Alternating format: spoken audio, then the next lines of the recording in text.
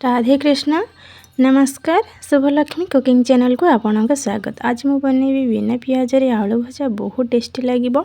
चलंतु start करिबा। सेति पई मु आलू को चोपा छोड़े के एमती काटी नै छी। देखंतु गोल गोल शेप रे मु केतिकी मोटा रखिछि सेतिकी ही मोटा रखिबे, बिल्कुल पतला करिबेनी नहले आलू भांगी जिवो। तापरे मु एठी कड़े गरम करिके सेथिरे तेल देई देछि। सोरिष तेल ही आपण देबे कारण सोरिष तेल खाइबा पई बहुत टेस्ट लागि थाए। तापरे मु एठी आधा चम्मच जीरा दे दोछि। जीरा दे सारा पर मुझे सुखिला लंका गोटे देछि, ताको एमती भांगी के 2 खंड करि नेछि। टिके हल्का भाजी नउछि।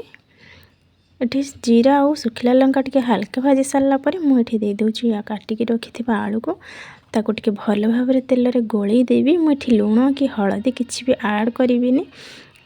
आमर एठी तेल रे आलू रे जेतिकी पानी थिबो से तेल रे ही भाजी हबो, तेल रे ही मरि जिवो। आलूटा केवल तेल रे ही भाजिबा। जदि आप एठी लूण देबा ताहले आलूटा भांगी जिवो सिजिला परे। सेथि पई मु एठी लूण दउनी, हळदी भी दउनी। ताकू एमती गोळे सारला परे कवर करके छाड़ी दबा आलू को सिझिबा जाय।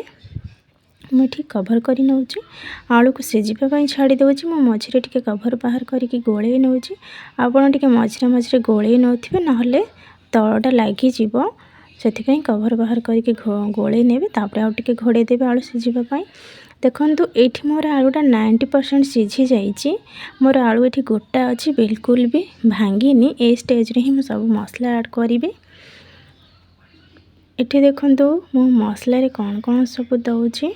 जदि भिडियोटी भल लगे आपण लाइक शेयर सब्सक्राइब निश्चय करिवे आ कमेंट लिखिबे आपण मो वीडियो कोड देखछंती। मु एठी कंचा लंका को एमती काटी के दे दीछि। तापरे आधा चम्मच हळदी गुंड दे दोछि।